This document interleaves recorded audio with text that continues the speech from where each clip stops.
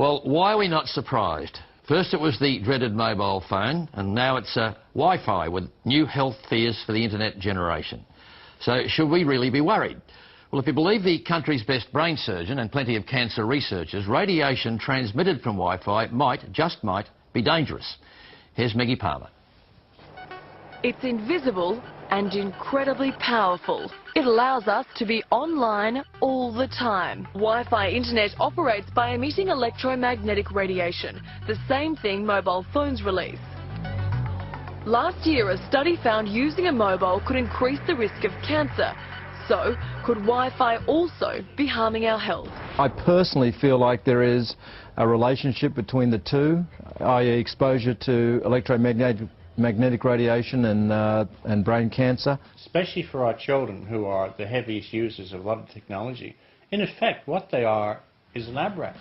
The concern is worldwide. Some schools in the UK and France have forbidden wireless internet after parents raised concerns.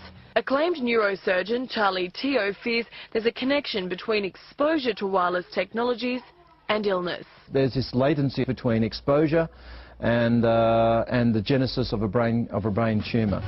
There's an argument that because Wi-Fi technology emits a lower level of radiation than a mobile, there's nothing to worry about.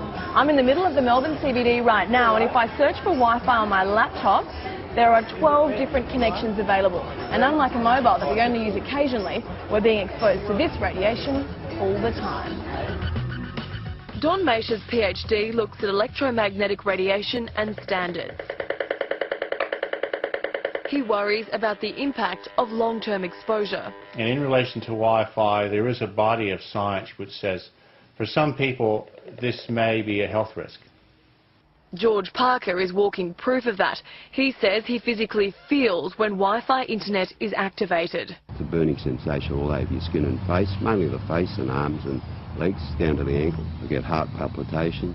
Professor Bruce Armstrong is an expert in cancer causes.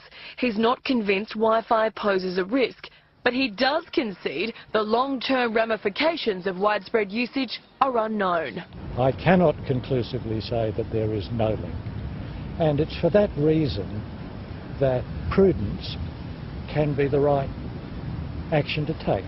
Measures like moving the wireless router as far away from people as possible can help, as well as turning off Wi-Fi when it's not needed. That there has been this massive increase in human exposure to a particular environmental agent, radio frequency, energy, and history tells us that sometimes, perhaps even quite often, those big increases ultimately turned out to have a downside in terms of harmful health effects. The start of a new school year, and for some parents in Collingwood, that means the worrying begins all over again. This is the site of a perplexing coincidence or a disturbing connection. A school where a dozen students began to develop headaches, nausea, rashes, and racing hearts after the school went completely wireless. I felt fine last year, but this year I feel weird, and I get a lot of headaches. Jeremiah Churchley is one of those kids. We met him this past summer when school was out. My heart beats really fast, and my head starts hurting, and it bugs me a lot. And I get really thirsty. All at the same time? So can you describe what it feels like when all this is happening to you? Well, I start feeling very nervous when it all starts happening, especially on my heart. I always think I'm going to die because it's beating so fast. I think I'm going to have a heart attack, but I don't. Doctors put Jeremiah on a heart monitor for a few days, but couldn't figure out what was causing his heart to suddenly race. The symptoms would disappear when Jeremiah was home and start again at school. One day, his mother Betty was with him when he pulled out his laptop in the classroom. And he grabbed my hand, he put my hand on his heart, and his heart was beating so fast, and it was hard, and you could actually see it beating through the sweater. How do you know it's Wi-Fi? That's a good question, and it's something that the school board and Health Canada needs to look into. I've had him to the hospital. They don't know what's wrong with him. I keep mentioning, is it possible the Wi-Fi at the school, but a couple of doctors never even heard of it.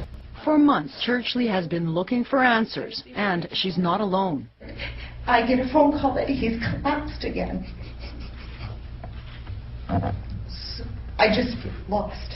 About 30 parents in this central Ontario area also believe their children got sick after Wi-Fi was installed in their schools. Wi-Fi in schools is a bad idea.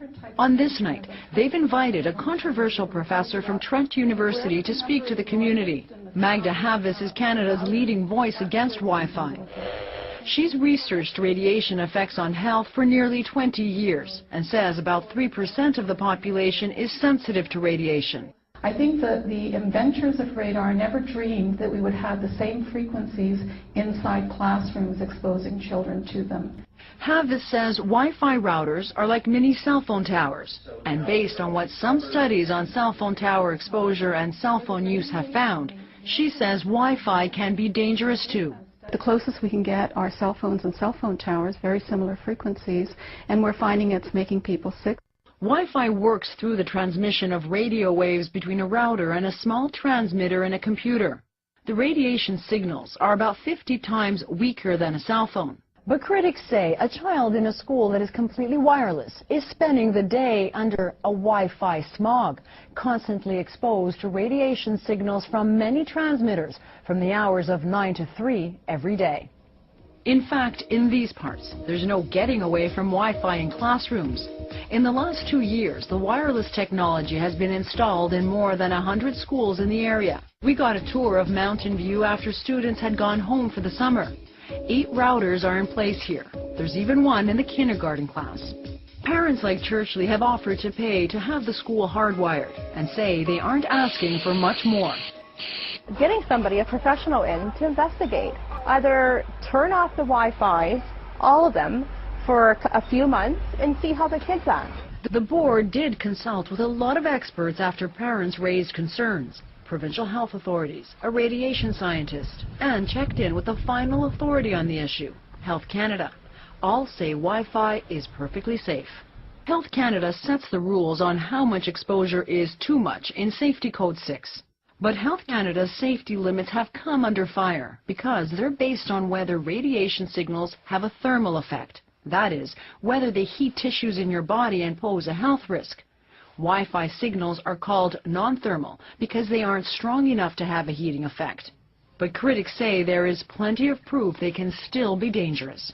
When you look at research done elsewhere, what they're finding is there's absolutely no heating possible, and yet you're having these reactions. The blood starts clotting, people can't sleep at night, they develop headaches, and this is well below the thermal guidelines. And I think and so far our government has basically said, well, that can't be, there must be something wrong with the way they did the studies, but you can't start faulting thousands and thousands of studies.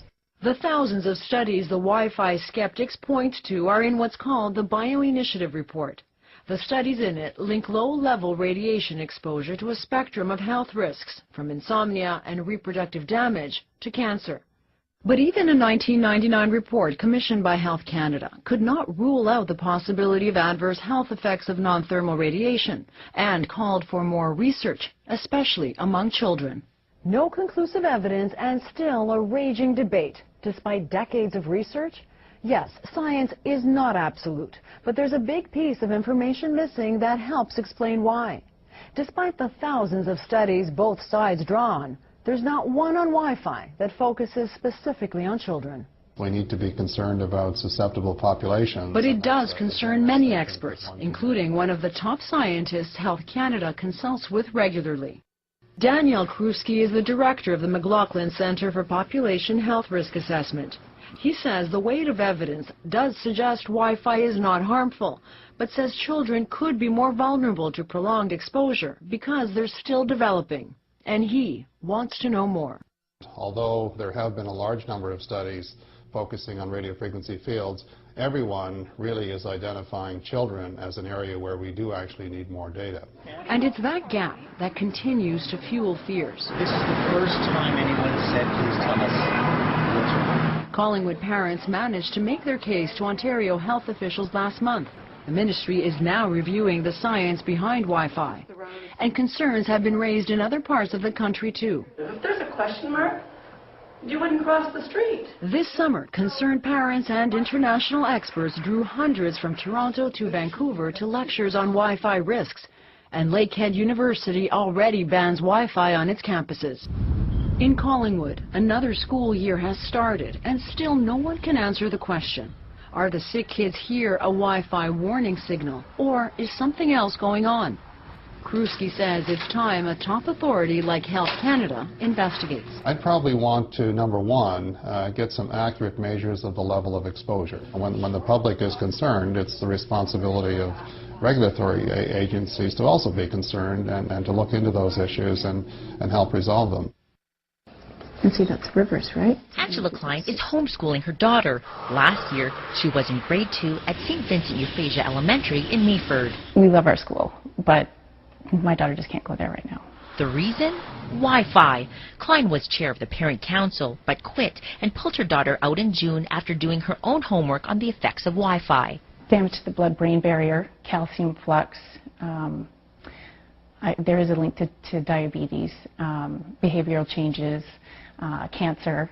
European studies have convinced her that Wi-Fi, even at a low level, is hazardous. Unfortunately, kids are going to be exposed for a number of years, and kids are going to get sick, and there's nothing I can do about it. But I can protect my own child. It's everyday long-term low dose level that some people are concerned about. Recent studies, including one from Canada, say laptops in Wi-Fi mode sitting on a man's lap for an extended period may affect fertility. If your sperm's damaged in 4 hours from Wi-Fi from a laptop, what is going to happen to the little girls who have eggs in their ovaries and the kids with 20 laptops running Wi-Fi? With the mounting information, which is now on my mind become evidence rather than just information, that it was prudent to have the precautionary principle as our guiding post in this regard. And because of those biological effects, potentially health effects of continuous exposure, even to the low level exposure that you get with Wi-Fi. As a parent, I wonder, how does it compare to a cell phone tower, for example? You know, we've read these studies that show that living within 300 or 400 meters of a cell phone tower can increase your chance of all kinds of ailments, headaches, dizziness, even cancer and leukemia. What if you measured that? And then what about at our school? Could you measure what the microwaves are at our school where the kids are sitting every day? Even if you measured outside of the windows, right where the kids are sitting in the kindergarten class, could you detect microwaves? My name is Gigi. Mountain View parents have 2 kids at Mountain View. One is in grade 6, one is SK. My concerns are Georgia used to complain of headaches while in school. So then I decided, okay, take the next step, go to the doctor. So we went and saw the doctor. She interviewed Georgia and asked, if these headaches occurred while in school, at home, and the outcome was they were only occurring while she was at school. They weren't occurring on the weekends, and now being in a portable, nothing, no headaches. About 2 years ago, my son started getting some strange sensations, and it was usually at nighttime. It would last about 10 or 15 minutes. I had my eyes, everything looked big, and when my mom talked in bed, everything sounded really, really loud. His bedroom was right over where we kept our computer, I realized later, but he would get really strange sensations at bedtime, and he would call it the weird brain thing. He would describe it as the windows and doors were changing shape, and my voice was getting louder and softer, so his perceptions were quite distorted, and I was worried, and I suspected it was the computer. One day I called the phone company, and I just said I wanted to switch to cable, and it was just a matter of changing the modem. He's never had that weird brain thing again. Ever. The computer was right under me, so it was pretty obvious.